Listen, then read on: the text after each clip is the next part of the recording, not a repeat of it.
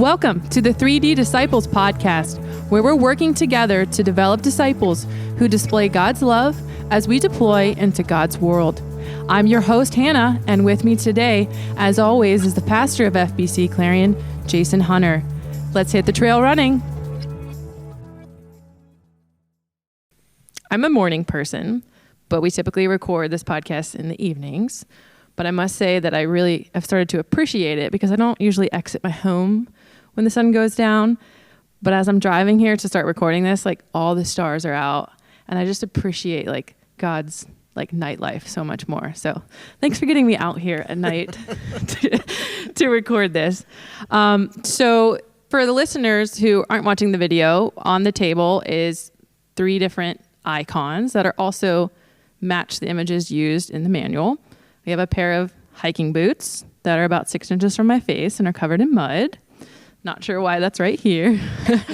A lighthouse, and then a lantern that's flashing. Jason, can you describe why these icons are on the table and why are they also in the manual? Just a simple. Yeah, so they're kind of a detail aspect of the manual, and kind of want to take a little time to highlight them because, like I said, you have to look on the beginning of each chapter. You'll see a little picture. The first guy, he reminds me of the mountain climber in If the Price is Right. The Price is Right. The Price is Right. Yeah. A little mountain climber. That's what he looks like. Yeah. Mm-hmm. You know. And so the boots kind of represent him. It's kind of this idea that we're on this journey, climbing this mountain, learning to be a disciple. And there's a passage maybe we'll talk a little bit more about in a minute what that is about. Mm-hmm. The lighthouse refers to Jesus, and the second D, display, and that it's there. Jesus said, "I'm the light of the world," and even when he talks about we as his disciples are the light of the world, and we're not to be hidden, but we're to be put on a pedestal so that the whole world can see, and just to remind us that kind of reflection or showing God's love. And then the lantern, our little mountain climber, as he climbs the peaks throughout our book and our little imagery, he gets to the top, he goes to the lighthouse, and then after he leaves the lighthouse, he kind of goes back down into the valley, taking the lantern that's lit, and so he's taking the light back down into the valley. And so that's kind of the overall theme of what we're trying to do. That's kind of the big, maybe 3,000 story view of what we're wanting this journey. We call it the 3D disciple journey. That's kind of what we want this journey is: climb the mountain, light the lighthouse, descend back into the valley with the light in hand to the dark places. And really, the verse I kind of like to break those down from is a really familiar verse from John 14, when Jesus is getting ready to leave his disciples, and he tells them, I am the way, the truth, and the light. No one comes to the Father but by me. And so I'm hoping that each week as we preach, probably up here on the stage, these different icons, we call them the icons, and they're kind of matched. You see them mostly around our action steps in the manual. Mm-hmm. And just to recap, the action steps are associated with each of the 3Ds. Developed action step is both at what we call the disciple pit. We used to call it the discipleship pathway or the discipleship journey, climbing the mountain, understanding and ascending towards God as we understand what it is to be a disciple, plus that koinonia relationship that we walk with other people on this journey, that we're not on this climb alone. And so that's that action step. Display's action step is in community engagement. So, kind of shining the light of Christ. We're being the lighthouse in our community. Right. And then the final D, develop that action step. And that's to go into the world, really taking the light of Christ into the world on a personal level, not kind of the big lighthouse, but in your world where you live at, you have this bit of light in you that you take into dark places. Right. So the lighthouse, obviously you can't carry that with you, but this third icon sitting on the table and also in the manual, the lantern has a handle on it and you can take it with you. Yeah. It's remembering to take a piece of Christ with you, that kind of idea. Yeah. Yeah. Okay. So, and you said John 14, I am the way, the truth, and the life. I was kind of wondering how, a pair of boots and a man-made lighthouse and a lantern are biblically related. Can you kind of explain that further? Yeah, well, so there's a couple of verses that I kind of highlight to kind of help us kind of maybe remember these icons. The way, the boots are kind of the way. We talk about this being a journey. Actually, I think you're the one who coined that. It wasn't even in our original planning to talk about the 3D disciple journey, but it's a beautiful description of what it is. And in Matthew's Gospel, the 7th chapter, that's in the Sermon on the Mount, Jesus says, talks about the gate. For the gate is narrow and the way is hard that leads to life. And so he describes this path or this journey, this climb. It's narrow and it's hard. It's like climbing a mountain. And so Jesus says, I'm the way, but his way is difficult. It's a narrow way. It's a narrow path. Probably one of my favorite books in my life is Pilgrim's Progress.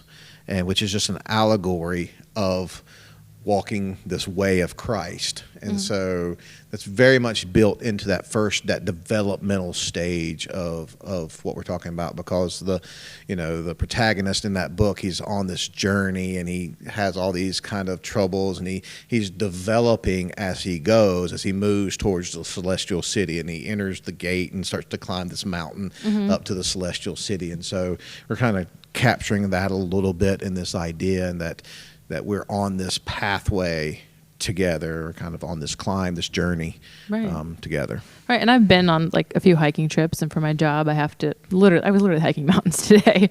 The first thing I remember before I leave, because I have forgotten, is do I have my boots with me? Right. Because if you don't, your feet get wet. I hope to show a picture sometime. So I worked in wilderness therapeutic wilderness camping for forgot a number about of that. years. And so boots were a big part of our lives. I did a 100-mile hike on the Appalachian Trail. No way. Yeah, we did 100 miles, and okay, cool. Boots are important. I have a picture. I want to try to locate it to show to people sometime. Of one of my very first trips. I canoed 230 miles from Valdosta, Georgia to the Gulf of Mexico on a river called... I never knew any of this. Yeah, on the Swanee River. So I was on the river for 30 days. We canoed over 230 miles. And at the end of the trip, I took a picture of my boots. And so we tumped. They were wet 95% of the time because we were on the river. They were holes, but anyway, one of my favorite pictures of accomplishing that 230-mile canoe trip is I took a picture of these boots, and they were just, it was right before I threw them in the trash can because they were done. But those were just a symbol of this entire journey that we had been on, all that had happened in 30-some days on the river, all the things we saw, all the things we learned, all the accomplishments we made as a group, our development, and the development of me as a counselor that took place. It's really like when I look at those boots, I'm like, if those things could talk, they would tell this story that would be unbelievable. Yeah. And so following Christ is very much that same kind of idea. Yeah, I feel like it's almost like ironing, sharpening iron. Like your boots are getting worn down because you're being created into this person that God really has in mind for you. Like it's grinding away kind of all of those tidbits that just aren't quite there yet, but you're going to be developed. So and just a real interesting thing, we talked about this before we started recording, and I think it's a neat thing to point out to people is that what we call Christianity today originally was referred to in the New Testament as the way. There's 6 different verses in Acts that talk about people of the way, or Paul talks about he was persecuting the way. And so originally followers of Christ were called people of the way. Okay. And interestingly enough, this, but I bet a lot of people don't, is that the word Christian is only mentioned 3 times in the Bible. Right. So biblically speaking, referring to what we're doing as being part of the way is used more in the Bible than to refer to ourselves as Christians. And so we're on the way is the first part of it. Yep. Yeah. We have a lighthouse sitting here related to display. How is that biblically related? And the passage that I think is premier on that is from from John's Gospel, the first chapter, really verse 14, another one of those well-known verses, and the Word became flesh, and he dwelt among us, and we have seen his glory as the only Son from the Father, full of grace and truth. And for a long time, kind of our tagline here was growing together in grace and truth, and it was built on this idea of we want to display, that's what we want to display, God's grace and his truth, not that perfect balance of, being gracious and meeting people where they are and loving them right where they are. Like when we're thinking about engaging our community, we want to meet them where they're at. But we also want to be honest about who Christ is and what it requires to follow him, and balancing those things perfectly. And so it says they saw his glory. That's what we're supposed to display to the world, this glory of God, full of grace and truth. Yeah. I mean, when I see a lantern, that's definitely something that just lights up the whole coastline. So I can see how that connects. Yeah, it's connected to protection. Kind of forget keeping people safe. So they're so they're saved. That kind of idea is built into a lighthouse, and display, and it's not unnoticed, and so that's just to remind us of our action step is community engagement again. So we want to. First and foremost, we've got to shine the light of Christ in Clarion. Okay. And then, so the truth, we talked about with the boots and the lantern, and then the way, the truth being the boots and the lighthouse, and then the life being the lantern. Yeah. And again, that's from John's Gospel. A little earlier in the chapter, verse 4, chapter 1, verse 4, says, "In him was life, and life was the light of men." And so over and over, Jesus refers to himself as the light, refers to us as the light. And recently we mentioned, we've talked some about how culture is pulling away from the church, pulling away from spirituality and from religion, pulling away from Jesus, and the statement I think we said is, as culture pulls away from the church, disciples are going to have to be much more intentional about going after society, about going into the dark places, and we have to take that light with us, and so because that is the life. His light and life, they're synonymous. And so we, even in the beginning, if you think about in the beginning it says, and God said, let there be light. And that's really, I think, symbolic of life has started too. Oh yeah. And so, that's when things started. Life began when the light appeared. Yeah. Light had to come first before life came. And, wow. And so so that's our task. So when we're going, it's a very intentional of, we're looking for dark places and we're taking the light into those places. Into them. Yeah. Cause trying to get people into the church isn't where the dark place is. Hopefully right. Where the lantern here is right. being the church. And we're taking the lantern out. Got it. So is discipling someone more than just the moment that they commit to Jesus? Like, are you done discipling when that happens? I think that's probably a pretty traditional thought, like we've taken that command, go make disciples. And like, once they commit their lives to Christ, once they get converted, baptized, saved, redeemed, justified, whatever term you use at that moment, some very popular when people invite Jesus into their heart. It's kind of a way we've phrased it for a long time. Like, okay, now I'm done. But there's a lot that leads up to that. And that's also not the end of it either. There's a lot to go on after that. A few years ago, we developed a little tool that we kind of represented to show people that. I'll hold it up to you. You can describe it. It's called the Engel scale. And how many steps are there? It's like 15, 16 steps. Yep. And so like it starts off at the bottom, I think, with something like no awareness of God whatsoever, and this step 2 is some awareness of God. And so if you had a friend or a person in your life who had no awareness of God whatsoever, and you just started talking about God, and they, through your conversations or through their relationship with you, they had some awareness of God. Yeah. Well, you've discipled them. You've taken one little step, and I think on that scale, it's not till like number 10 that they commit their life to Christ. Okay. But, then the next one would be, some awareness of Jesus. And so that would be another step. And so you're slowly moving. So at each step along the way, you're really discipling someone. So when we tell people to go make disciples, it's not just about getting them to make that one-time decision about saying a sinner's prayer or inviting Christ in their hearts or committing their life to Christ or even getting baptized. You know, that's a step in the process. I mean, like we wouldn't need a 3D manual because many of us in the church have made that commitment, but we still choose to do the manual because, or just to come to church every day because there's still more to be done. Right. Like there's a lot more to be done. Beyond that point, there's a lot, but there's a lot that leads up to that. And so what I want to encourage people to do is, so we're talking about taking this lantern and going out into the world,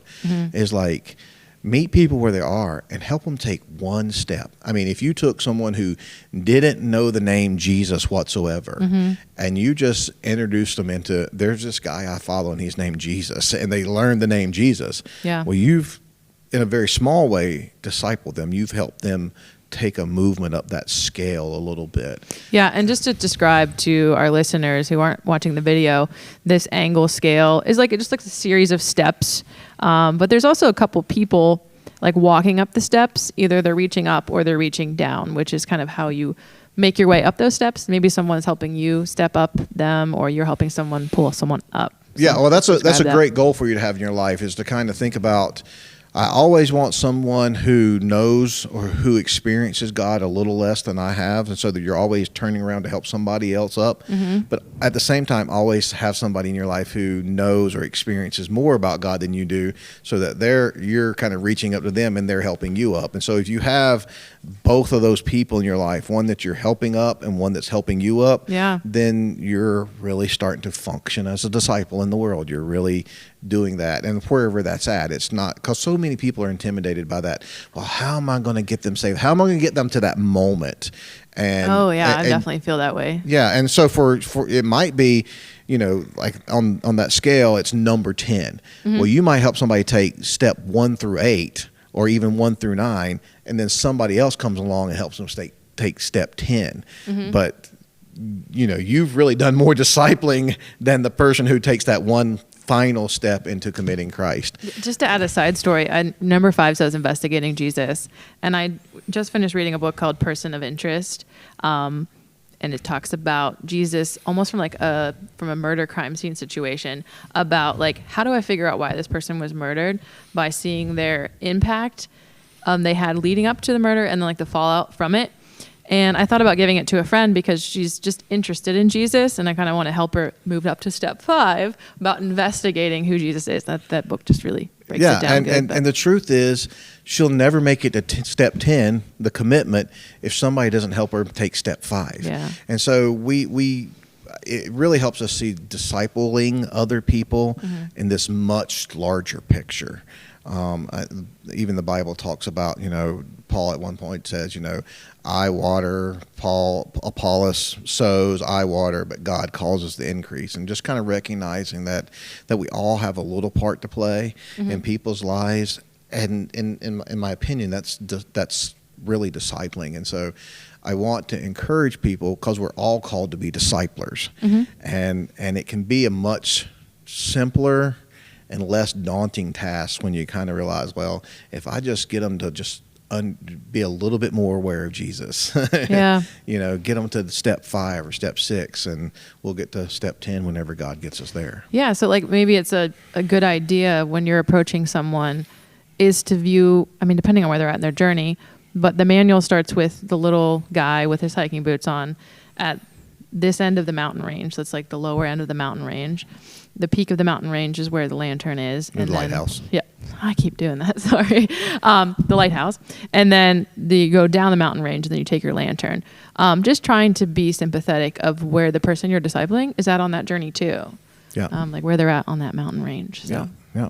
And we're in this together. This is a journey, and we're doing it together. Okay. Thank you.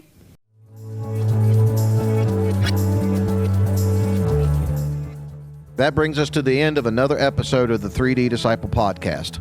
Well done. You've taken another step into becoming an intentional disciple of Jesus, and that is no small feat. Don't forget, we really do want your questions. You can text us at 888-334-8426. We ask you to consider following the podcast. That way you can be notified every time a new episode drops. We invite you also to come and worship with us at 10:30 a.m. on Sundays.